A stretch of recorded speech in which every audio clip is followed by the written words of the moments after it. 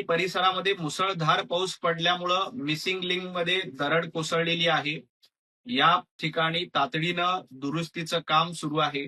कुठल्याही प्रकारे नागरिकांची गैरसोय होऊ नये यासाठी देखील सरकार प्रशासन पूर्णपणे प्रयत्न करते. संजय राऊत 600 मिलीमीटर पाऊस एका तासामध्ये काही वेळामध्ये झालाय. त्यामुळं दरड कोसळण्याची घटना घडली आहे. दरड कोसळणं हे सरकारच्या हातामध्ये नसतं, परंतु ते दुरुस्त करण्याचं काम सरकारकडनं केलं जातंय. मुळामध्ये भ्रष्टाचाराबद्दल संजय राऊतांनी बोलू नये. ज्यांनी पत्राचाळीमध्ये हजारो कोटी रुपये लुटले त्यांनी भारतीय जनता पार्टीला माननीय मुख्यमंत्री देवेंद्रजी फडणवीस यांना शहाणपणाचे धडे देण्याचं कारण नाही.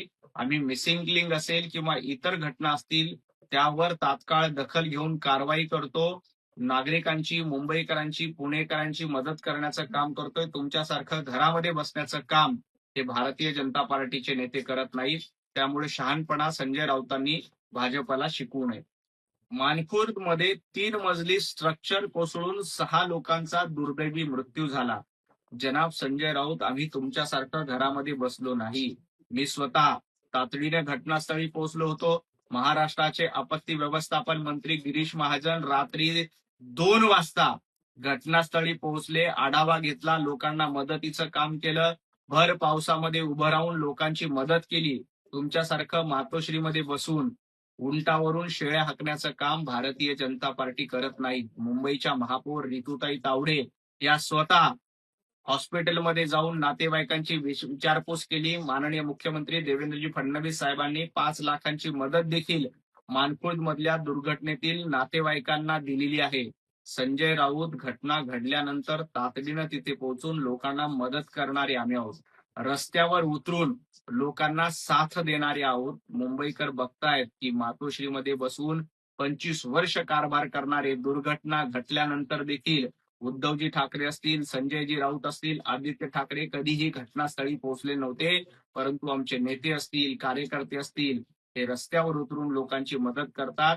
दुर्घटना झाल्यानंतर तातडीनं मदत पोहोचवली जाते आणि दुर्घटना घडू नये यासाठी देखील प्रयत्न सुरू आहेत. ठेकेदारी, कमिशनखोरी आणि वसुली हा जनाब संजय राऊत आणि उबाटा गटाचा धंदा आहे. मेवा खाण्याचं काम, मुंबई महापालिका लुटण्याचं काम उबाटा गटानं 25 वर्ष केलंय. त्यांनी भारतीय जनता पार्टीला शिकवू नये. आम्ही रस्त्यावर उतरतो, लोकांची सेवा करतो, मेवा खात नाही, हे संजय राऊतांनी लक्षात ठेवावं. ठेकेदारी करून, मोठ्या प्रमाणामध्ये लूट करून 25 वर्ष मुंबईला कंगाल करून ठेवलंय.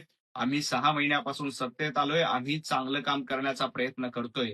चुका झाल्या तर त्या सुधारून पुन्हा पुढे जातोय आणि मुंबईकरांची सेवा करण्यासाठी आम्ही तत्पर आहोत. संजय राऊत, तुमच्यासारखं, तुमच्या पक्षप्रमुखांसारखं घरात बसून राहणारी भारतीय जनता पार्टी नाही, हे तुम्ही लक्षात घ्या. ज्यांनी प्रभू रामचंद्रांचं अस्तित्व नाकारलं, ज्यांनी राम सेतूचं अस्तित्व नाकारलं, अशा काँग्रेसच्या सोबत तुम्ही जाऊन बसलात. आता तुम्हाला प्रभू रामचंद्र प्रिय नाहीत, छत्रपती शिवाजी महाराज प्रिय नाहीत, तर बाबर, गजनी, अल्लाउद्दीन खिल्जी, गेला बाजार, औरंगजेब आणि अफजल खान यांचा उदो संजय राऊत आणि जनाब उद्धवजी ठाकरे करतायत. त्यामुळं त्यांना राम मंदिरावर बोलण्याचा अधिकार नाही. राम मंदिराच्या प्राणप्रतिष्ठापनेला निमंत्रण देऊन देखील उद्धवजी ठाकरे राम मंदिराच्या प्राणप्रतिष्ठापनेला गेले नाहीत. कारण का?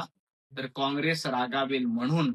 आता राम मंदिराच्या घोटाळ्यातला पैसा न पैसा वसूल केलं जाईल. कुणालाही सोडलं जाणार नाही. ज्यांनी राम भक्तांची फसवणूक केली अशाकडनं पै न पै वसूल केली जाईल, हे संजय राऊत आणि उद्धवजी ठाकरे यांनी लक्षात घ्यावं. परंतु ज्यांनी रामद्रोह केला, हिंदुत्वादाशी द्रोह केला, त्यांनी इतरांना शहाणपण शिकवू नये. दुर्योधन कोण आहे आणि दुःशासन कोण आहे हे संजय राऊतांनी सांगू नये. महाभारताच्या इतिहासानुसार ज्यांच्यासोबत संजय असतो तो दुर्योधन, दुःशासन आणि कौरव असतो.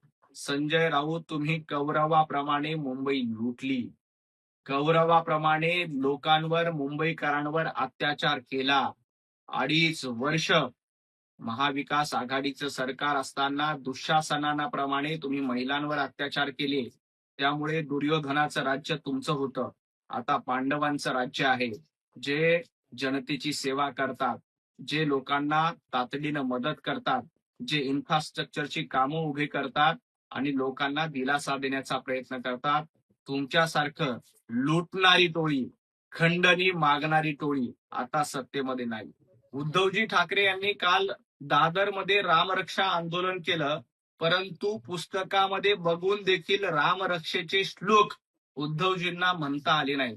संजय राऊत, तुम्हाला देखील रामरक्षा म्हणता आलेली नाही.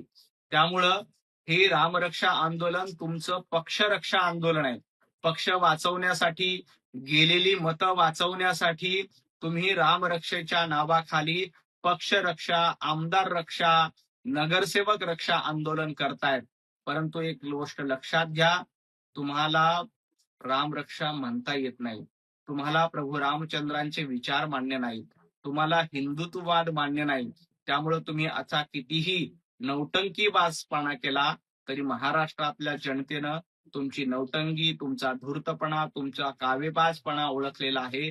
तुमच्या अहंकाराची लंका ही महाराष्ट्रातल्या जनतेनं जाळून टाकली आहे. येणाऱ्या काळात देखील उद्धवजी ठाकरे, संजय राऊत, तुम्ही ज्या अहंकाराच्या भाषेमध्ये बडबड करता त्या अहंकाराची राख महाराष्ट्रातील जनता निश्चितपणे करेल. एबीपी माझा, उघडा डोळे बघा नीट.